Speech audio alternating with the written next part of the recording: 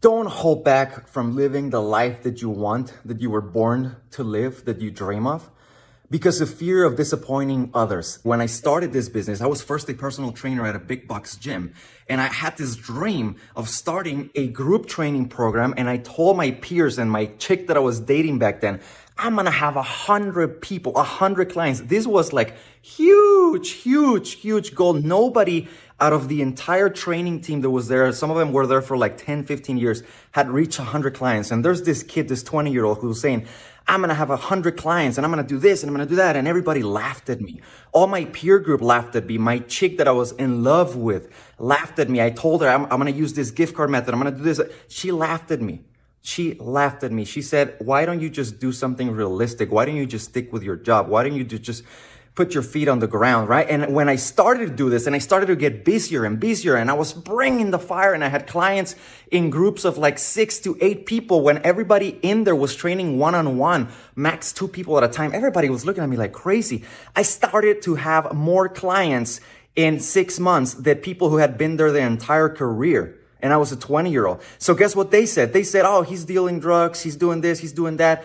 And then my manager back then told me, hey, when I said I wanted to do this, I wanted to take this serious, and I wanted to actually lease space from them. I wanted to actually leave the team and actually do my own thing, but pay them rent and pay them memberships for everybody to try to do a deal with them. She talked me out of it so bad. She tried to scare me. She fear-mongered me, like, you're not gonna make this. So many people tried this before. You're gonna end up regretting it, and you're not gonna be able to come back. You're gonna mess it up.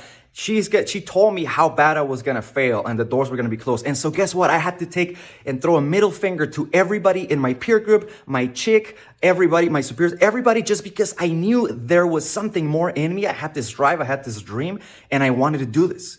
Then fast forward a few years, I was in my own gym, my own little gym, and I had to throw the middle finger at everybody because it was not in line with who I am and who I wanted to be and where I wanted to go. So guess what I had to do? I fired my entire team on the same day.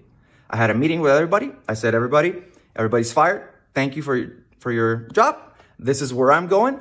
Next day, I fired half my clientele because the culture was not what I wanted. It was full of gossip and drama and cliques, and it was not what I was aligned with. And even though I couldn't afford to do that because I was starving, I was in debt, I was bleeding money left and right, I had no money for food, I had to do it. I had to stop living for everybody else's expectation and for the level that I was at, because what got me there was not going to get me to where I wanted to go. So whatever you're going through, remember, sometimes you're holding back because of so-and-so is going to say something or dislike something, and you're keeping yourself, you're choosing to stay in your own prison because of fear of what they're going to think.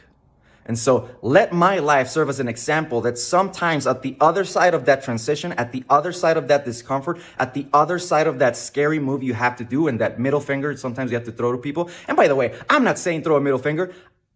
I love people. I wasn't rude to them. I was, as respectful as possible. I explained where I was going and where I was coming from. So you can do this peacefully. You can still wish the best for people. I wish the best for everybody. I really have no hate in me anymore. I've gone past that pain. I wish love and happiness and success for everybody.